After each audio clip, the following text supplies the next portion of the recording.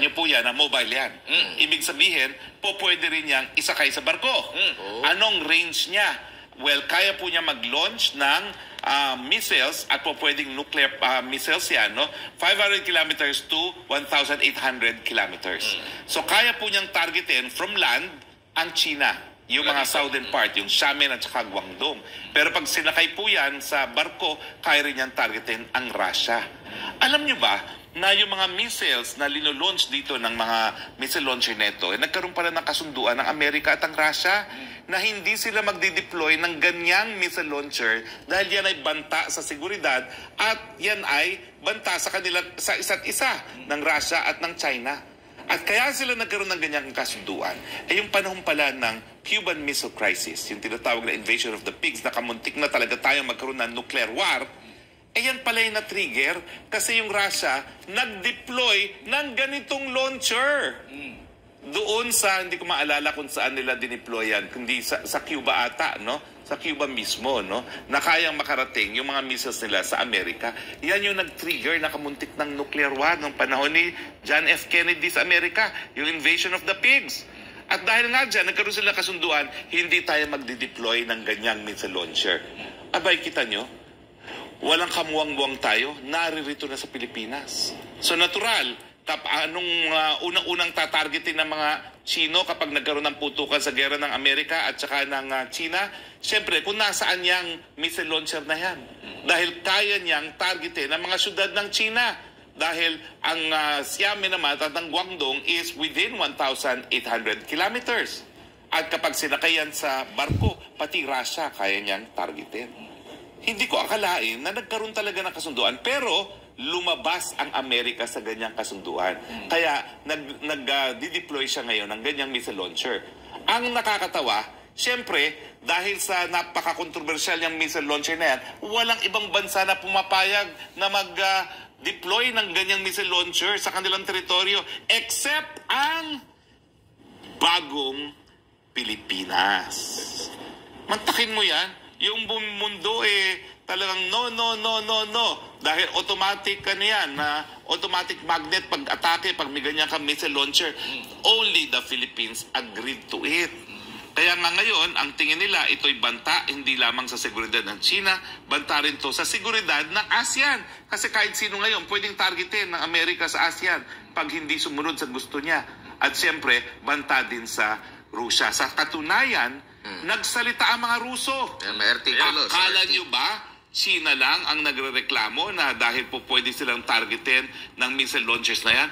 Pati Russia, dahil kamuntik nang magka-nuclear war. Naintindihan nyo ba? Kamuntik na nagkaroon ng nuclear war dyan sa Cuba. Doon sa Cuban Missile Crisis ng invasion of the pigs. At nagsalita ang mga Ruso na talagang ang pagdideploy ng missile launcher neto ay banta sa stabilidad ng buong mundo. And yet, dito sa Pilipinas, ang balita lang, nag-deploy, tapos na. Hindi naman pinaliwanag ng media sa atin kung anong significance yan. No? Ayan, kung mapapalaki mo yung quote ng Russian diplomat, no? Ayan, no? The deployment of American intermediate-range missiles in the Philippines is another blow to global stability. Yan ay sinabi ng hindi pa ng Russian ambassador sa Pilipinas, ha? Russian ambassador to Washington, Anatoly Antonov. Hindi yan ang balita dito sa Pilipinas. Ano na ginagawa ng ating mainstream media pagkatapos kong ialay ang buhay ko sa pagpoprotekta at pagtataguyod ng malayang pananalita at pamamahayag. Hindi nalathala ito, mantakin mo. Russian ambassador to Washington ang nagbanta dito sa deployment na nangyari dito sa Pilipinas. Ang galing talaga ng aking confidential informant. Itong launcher na ito, nasa Cagayan ba yan o saan bang banda? Well, sabi ni ito naman Marites.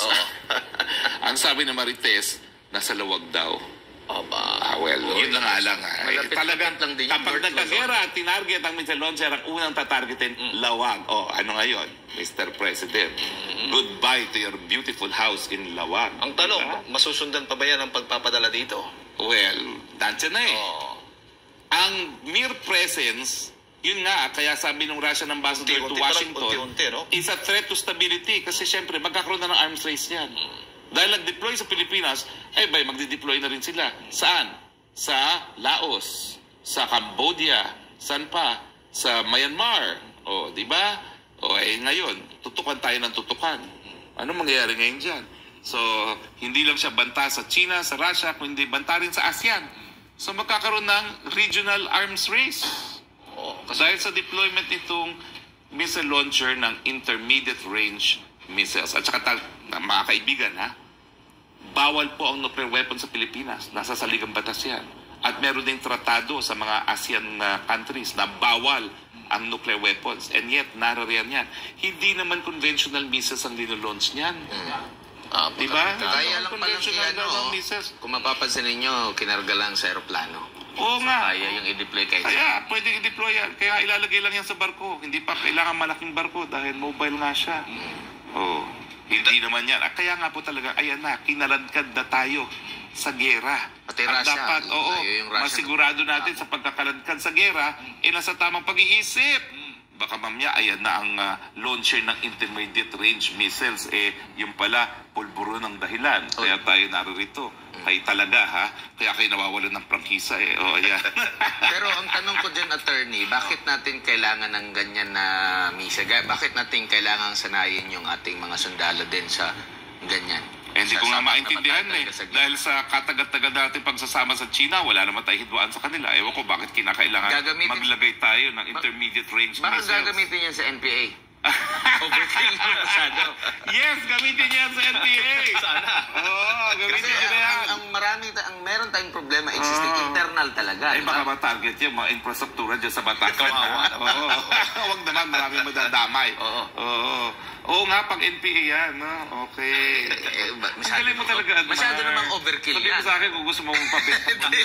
Hindi, kasi bakit tayo halimbawa, yun na lang yung weapons of mass destruction ng mga training.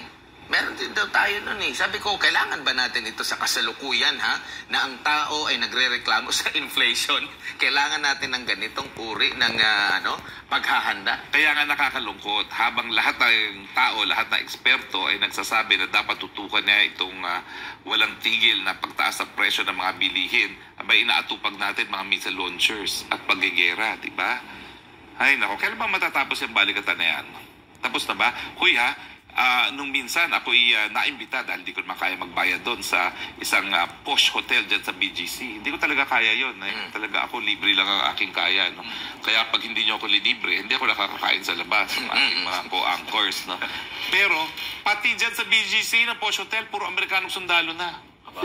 Dati, libre pa sila ng pagtira dyan sa BGC daw. Nagkakapi sa Mario, nag-advertise tayo, walang bayad.